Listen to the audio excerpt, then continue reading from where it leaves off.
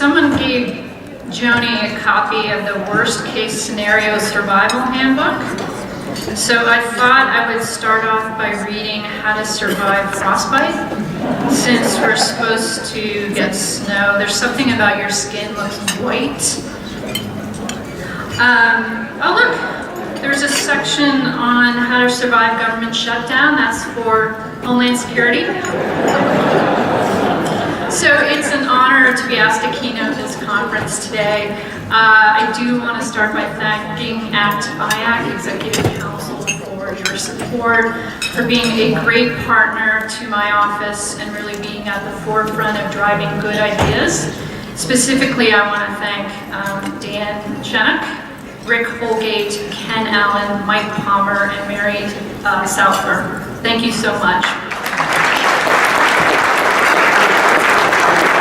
I'm also honored to lend a voice to the over 100,000 acquisition professionals who work tirelessly and with little fanfare and few accolades on behalf of their agencies and the taxpayers. And that's why I'm so happy we have events like this to honor our workforce.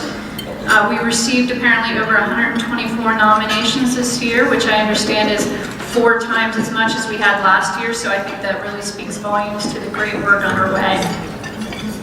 I really love the title of this conference, Collaboration and Innovation. To me, these are really the key to improving acquisitions. But the question is, how do we do that and how do we grow that across government? I really want to focus my remarks today on IT acquisitions in particular. One, it certainly provides important services to the public. It's a huge area of spend. It just made GAO's high-risk list as well, and it's one of the President's top management initiatives. I do want to spend a few minutes talking about the history of IT acquisitions, and it's a little humbling to talk about this in front of Ken Allen, who probably wrote some of this legislation that I'm going to refer to, and that's no diss on your age, Ken, I'm just saying.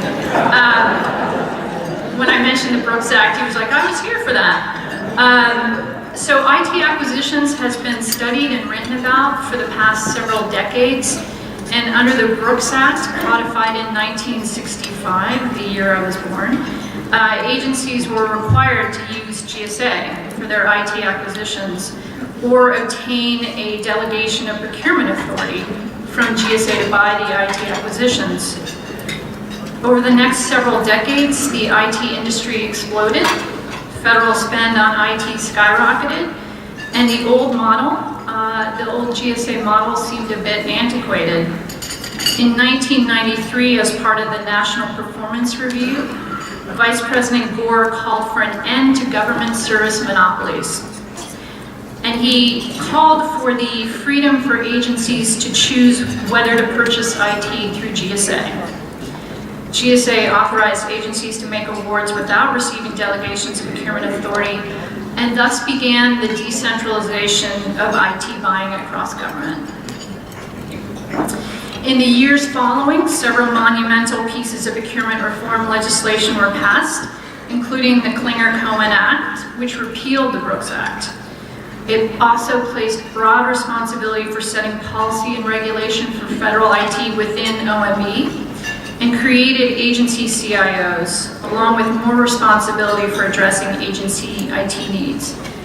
Keep in mind that in the midst of IT transformation, other critical reforms were being made to the acquisition system at large.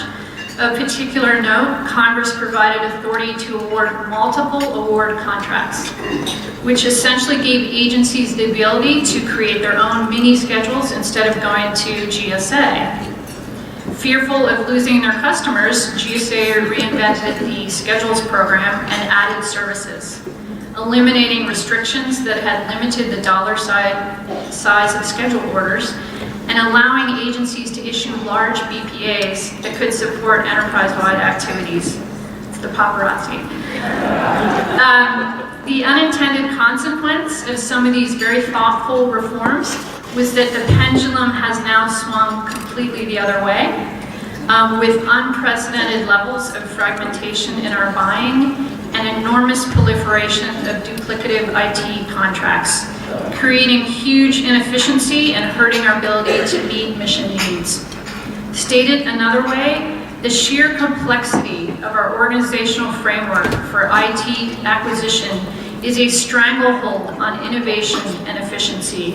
And at its core, the fundamental root cause is the unprecedented fragmentation and duplication of our effort across 3,200 acquisition units. Let me give you some examples of the impact of this. Vast price disparity. So one agency will pay $25 for a pack of batteries, another agency will pay $5 for the exact same pack of batteries. One agency will issue a statement of objectives, one agency will issue a lengthy RFP for very similar services. I am not suggesting here today that we return to the model of one central buyer.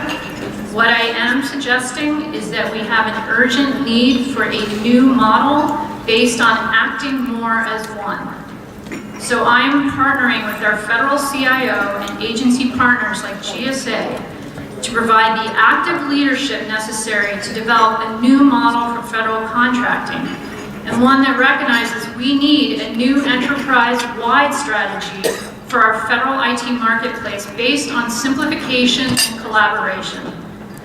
Let me define simplification in one sentence. Less contracts, less price variability, simpler requirements, faster time to award. Collaboration to me means communication between industry and government, between contracting officers and program managers, between the agencies. It's sharing procurement information between our procurement units. It's sharing terms and conditions. It's sharing prices paid. It also means partnering with industry to create new teams of IT acquisition specialists using industry best practices. In the end, simplification and collaboration will lead to improved performance and savings. I've heard these themes echoed many times from industry and the government marketplace. Let me share with you a few examples of what I've heard, either from a great group called the Frontline Forum, which are frontline government contracting officers, or from industry, or from recent surveys that have come out. In a recent survey, we asked contracting officers, what barriers do you see in acquisitions? 76% responded, lack of collaboration.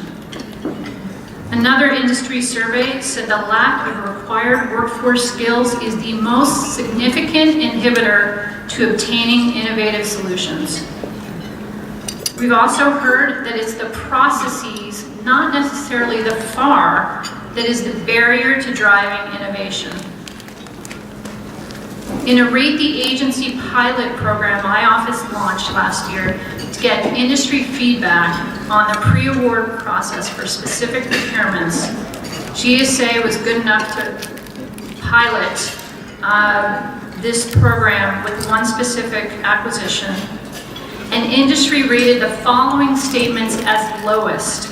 I had an opportunity to provide an innovation solution. I had a clear, solid pre-award debrief. Those scored the lowest. What else am I hearing? One frontline contracting officer said to me when she talks to industry, every time one of their IT solicitations hits the street, they say to her, I might need to go to a retirement home to recruit people to work on this IT project. A subcommittee report on IT procurements concluded that responsibility for computer procurement is highly decentralized, with no single focal point to provide effective oversight. It further states the government spends billions of dollars operating so-called legacy systems, and it makes recommendations like encourage innovation, communicate lessons learned, size projects to manageable levels. It's from a 1994 report by the then Senate Government Affairs Committee chaired by former Senator Cohen that many of you have probably read, including Ken. Ken actually wrote it.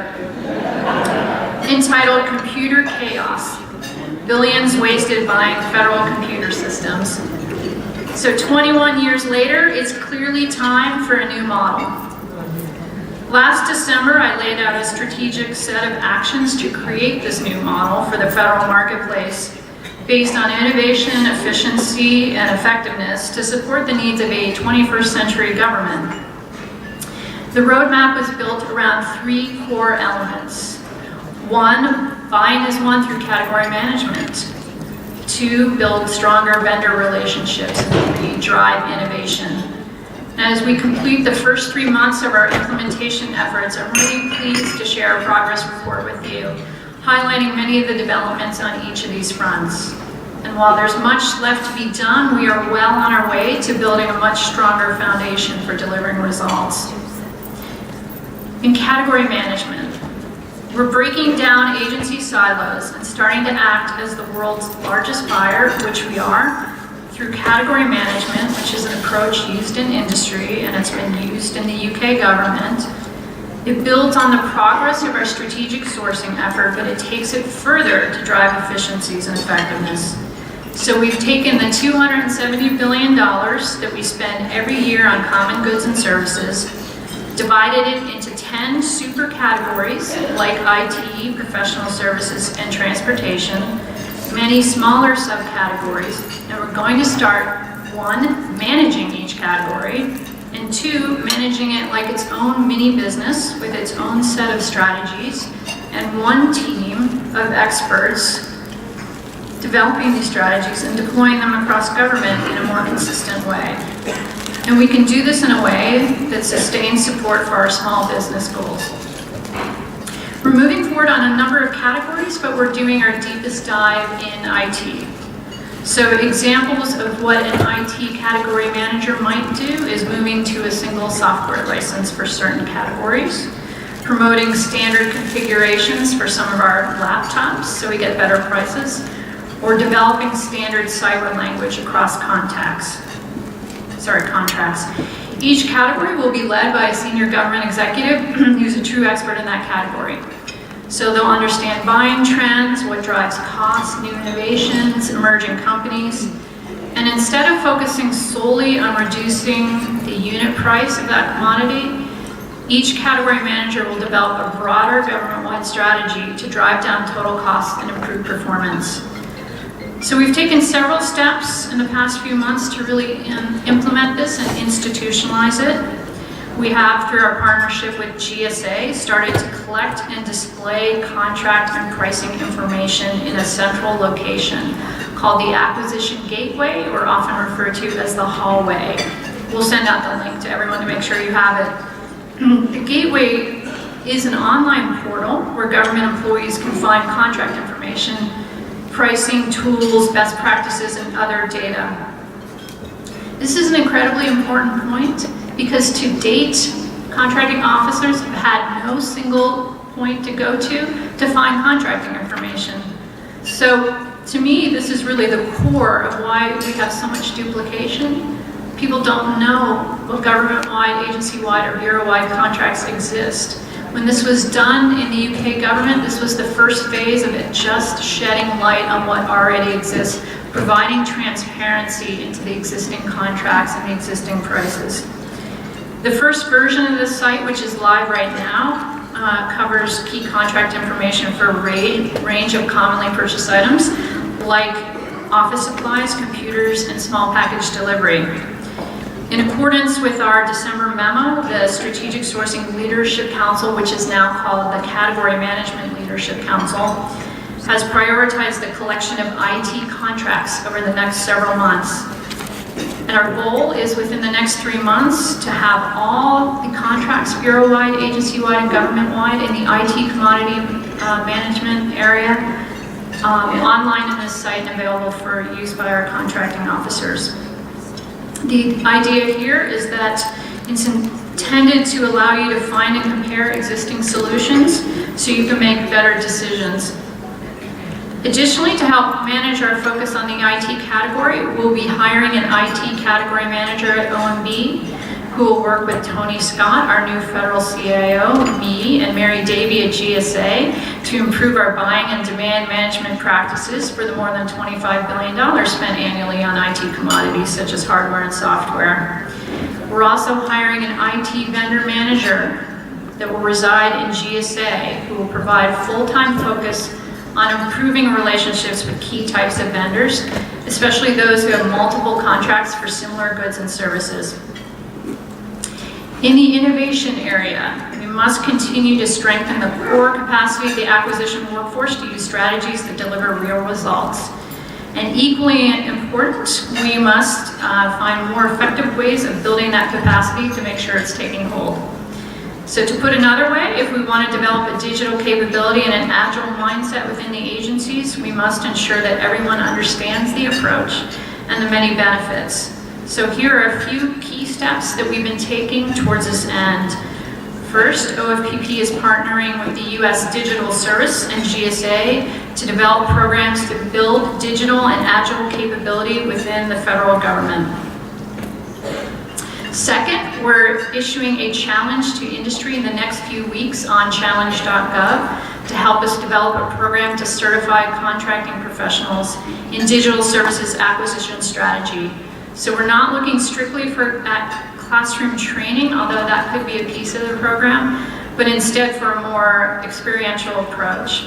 We're going to run 3 pilots of different approaches to see what works best. Third, we're developing cross-functional training for an integrated product teams, working on digital acquisitions and other training for agency stakeholders, such as general counsels, agency leadership, and our finance and budget colleagues.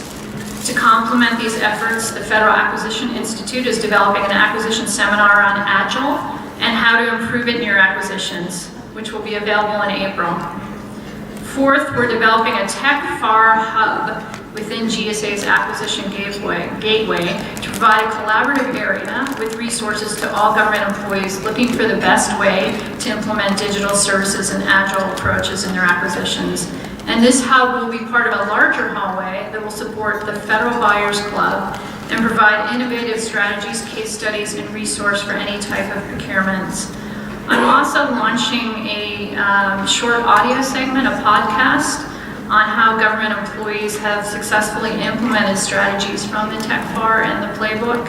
Those will be available soon on the TechFAR hub. That was based on feedback we got from the Frontline Forum that said, as fascinating as my memos are, they tend not to read lengthy documents and they prefer sort of short, pithy, 10-minute audios. So I'm going to give my shot at my radio voice over the next few months. In the last area on strengthening vendor relationships, we know that early, frequent, and constructive engagement with industry leads to better outcomes. And that engagement is particularly important for complex, high-risk procurements, including those for large IT projects. So I'm really pleased to announce that OFPP will be partnering with ACT-IACT on a series of events called Lifting the Veil that will shed light on how both industry and government view government procurement and make decisions.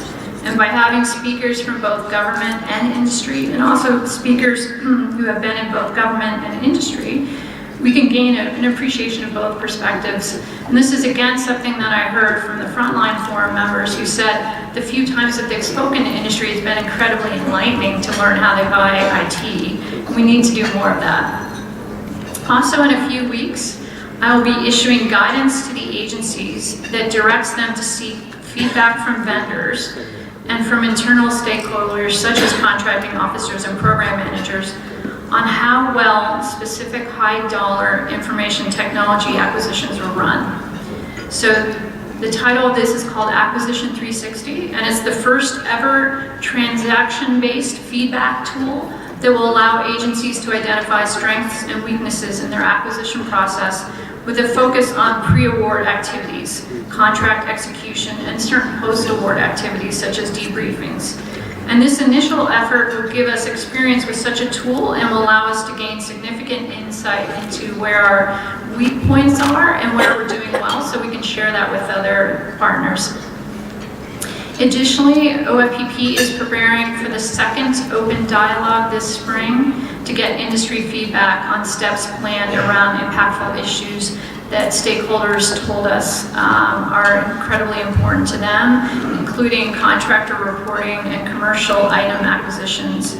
And some of these steps will be laid out by GSA in a notice published in tomorrow's Federal Register, where it will announce a proposal to pilot alternative and more effective ways to price commercial items on the federal supply schedules without the associated burdens of current practices that have been cited by industry as amongst the most onerous in all of federal contracting. So we encourage you to review and comment on the pilot and participate in our next dialogue. Just a few seconds on what success looks like.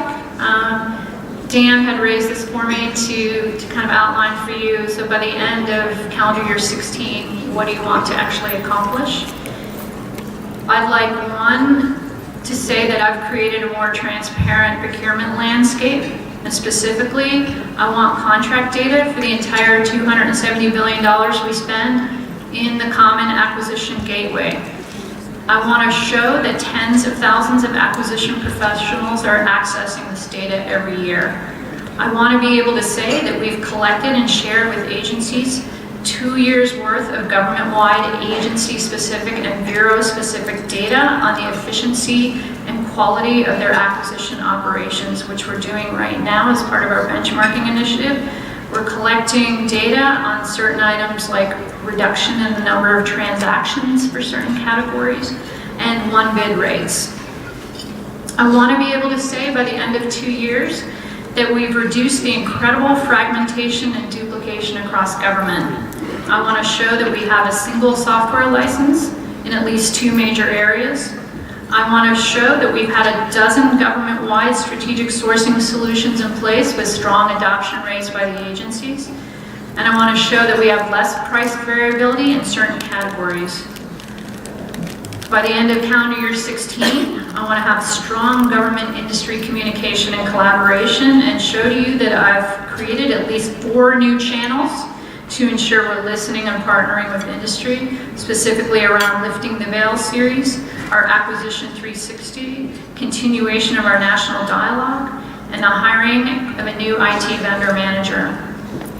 And finally, by the end of calendar year 16, I want to show that we've driven innovation in our IT acquisitions by focusing on our workforce and tools. So we will have a buyer's club in every CFO agency. The TechFAR and Playbook will be used by our acquisition workforce, updated on a regular basis, shared with our workforce. We'll be able to point to successes in regulatory streamlining, and we'll have a new cadre of certified digital IT acquisition professionals. So in short, we'll have institutionalized category management in the United States federal government. We'll have started generating savings. We'll show less contracts and better overall performance. We'll have created a core team of digital IT acquisition professionals who are providing hands-on support for IT acquisitions. And we'll have embedded in the DNA of our federal marketplace stronger industry communications. Beyond meeting these metrics, success to me will also be that in some small way, I've helped the acquisition professionals feel valued, appreciated, and empowered to deliver their agency missions. Thanks very much.